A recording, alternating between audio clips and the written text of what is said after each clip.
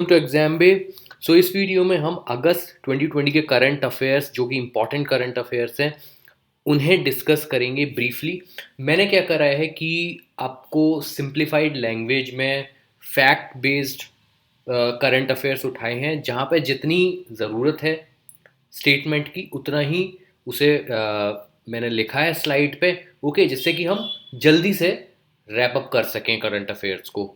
Okay, सो सबसे पहली जो पॉइंट मैंने लिया है वो है न्यू यूपीएससी चेयरमैन का, जो अगस्त 2020 में अपॉइंट हुए थे, doctor Pradeep Kumar Joshi. He is the new UPSC chairman. Second point is stem करके, आप काफ़ी वर्ड, अगर आप न्यूज़पेपर रीड करते हो या करंट अफेयर्स ऑलरेडी कर रहे हो और बाकी आर्टिकल्स पढ़ते हो, स्टेम एक वर्ड यूज़ होता है जो भी एजुकेशन से रिलेटेड चीज़ें होती हैं उसमें। स्टेम का क्या है कि स्टेम पे काफ़ी ज़्यादा ध्यान सरकार दे रही है। स्टेम एक एब्रीविएशन है, science technology engineering and math. Okay, तो ये science technology engineering and math जो डिसिप्लिन्स है उन पे बहुत ज़्यादा ध्यान गवर्नमेंट दे रही है। Okay, not only India but globally इन पे काफ़ी ज़्यादा ध्यान दिया जा रहा है, क्योंकि यही बेस बनते हैं, ये फंडामेंटल बनते हैं आगे जो आने वाली टेक्नोलॉजीज़ हैं। आर्टिफिशियल इंटेलिजेंस हो गई, मशीन लर्निंग हो गई, डेटा साइंस हो गई, इन सब का। थर्ड, हमारे जो खेल पुरस्कार दिए गए थे, स्पोर्ट्स अवार्ड्स, उसमें सबसे इम्पॉर्टेंट जो राजीव गांधी खेल रत्न अवार्ड होते हैं 2020 में 5 लोगों को मिला है।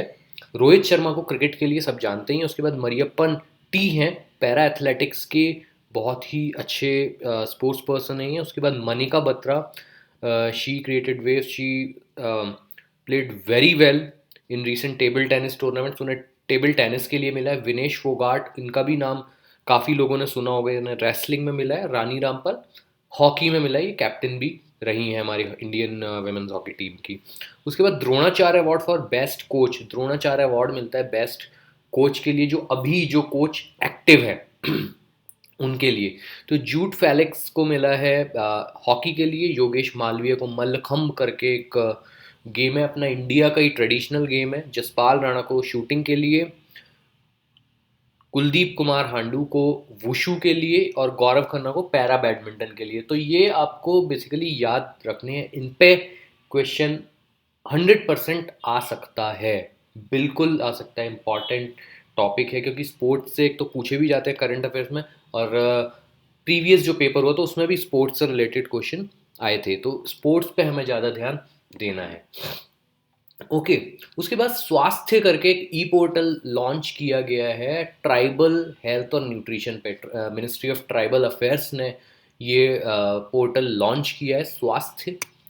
इसमें क्या होगा कि सारी इन्फॉर्मेशन आपको मिलेगी ट्राइबल पॉपुलेशन के ऊपर, कहाँ कहाँ पर ट्राइबल पॉपुलेशन स्थित है, उनके हेल्थ के क्या स्टैटिस्टिक्स हैं। ओके, बहुत सारे जो पैरामीटर्स होते हैं, जो इंडिकेटर्स हो गए, उनके बारे में आपको पूरा डेटा मिलेगा। न्यूट्रिशन के ऊपर डेटा मिलेगा, काफ़ी सारी इसमें क्या करना चाहिए, डूज एंड डोंट्स मिलेंगे। तो काफ़ी अच्छा प्लेटफॉर्म ये बनाया गया है। तो उसमें अपने को नाम इम्पॉर्टेंट है, स्वास्थ्य, और किस मिनिस्ट्री ने बनाया, क्या इसका पर्पज़ है। अगेन, गोल प्रोग्राम, जिसका फुल फॉर्म है गोइंग ऑनलाइन एज लीडर्स, ये भी मिनिस्ट्री ऑफ ट्राइबल अफेयर्स का है। Programme aims at mentoring 5000 tribal youth across India, जहाँ पर भी ट्राइबल पॉपुलेशन है, enable them to become village level digital young leaders.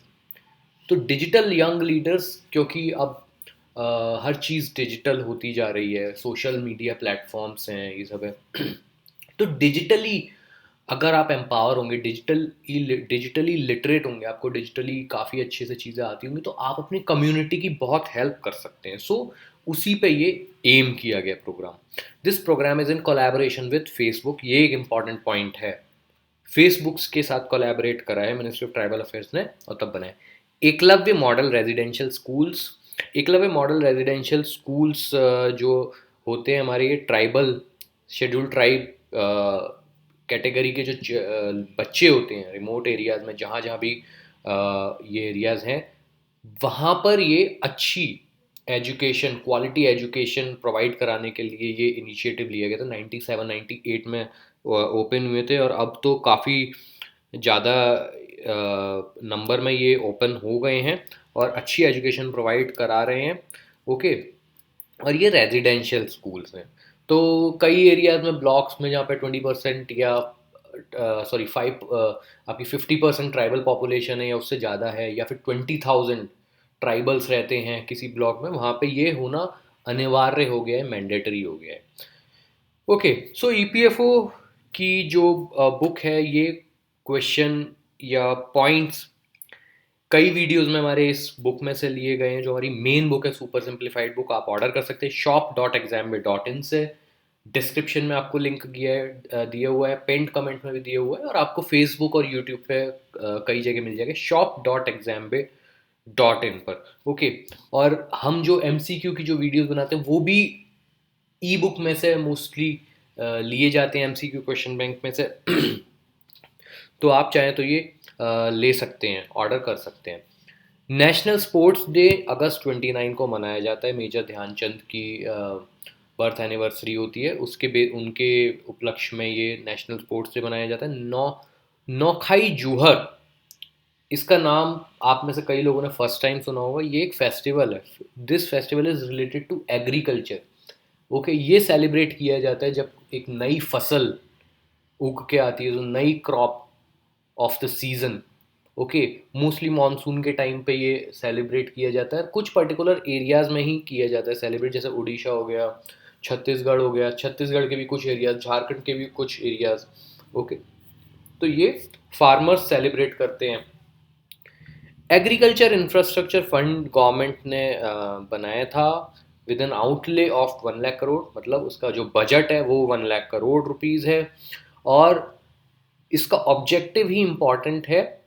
The fund is for the creation of post harvest management infrastructure. Post harvest management infrastructure क्या होता है? Harvest के बाद जब फसल आप हार्वेस्ट कर लेते हो, उसके बाद आप स्टोर करते हो, कोल्ड स्टोरेज चाहिए होती है, नॉर्मल स्टोरेज चाहिए, तो वेयर हाउसेस चाहिए होते हैं, और बहुत सारी फैसिलिटीज़ चाहिए होती हैं। ओके, उन्हें सेलिंग करने के लिए चाहिए होती है। तो ये इंफ्रास्ट्रक्चर बनाने के लिए ये एग्रीकल्चर इंफ्रास्ट्रक्चर फंड बनाया गया है।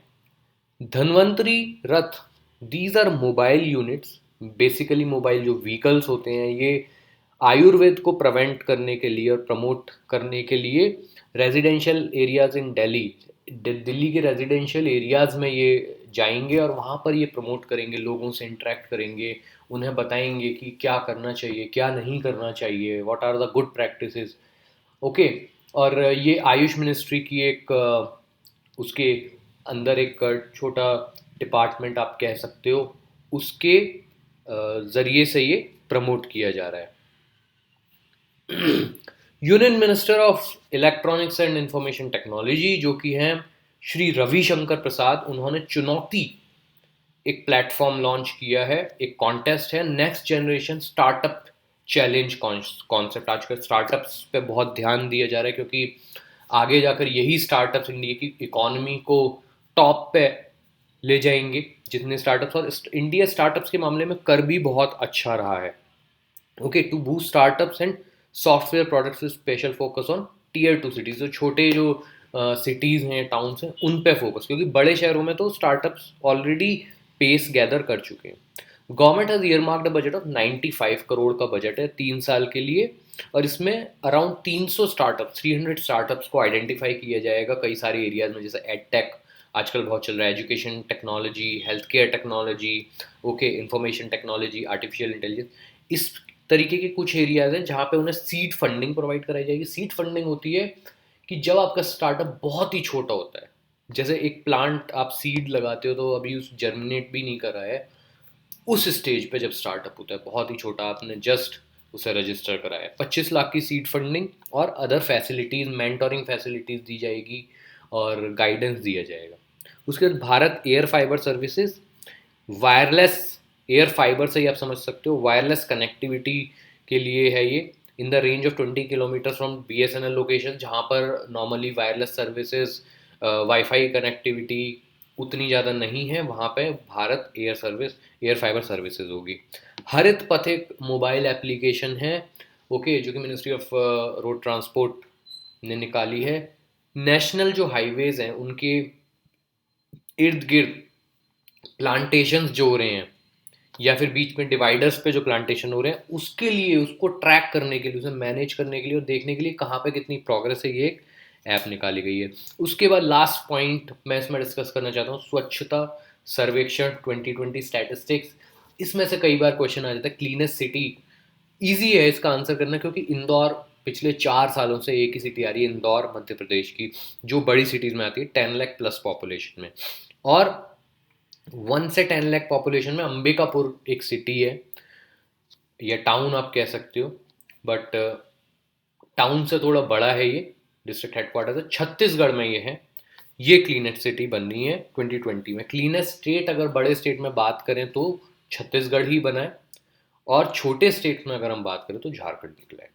ओके, सो अभी इतना ही गाइस, इसमें मैंने सारे इंपॉर्टेंट पॉइंट्स कवर कर दिए हैं आपके। और जो पॉइंट्स हैं ई बुक वगैरह में अवेलेबल हैं, पूरे डिटेल में करंट अफेयर्स अवेलेबल हैं, तैयारी करते रहिए। कोई भी डाउट है आप पूछ सकते हो कमेंट सेक्शन में। All the very best, thank you.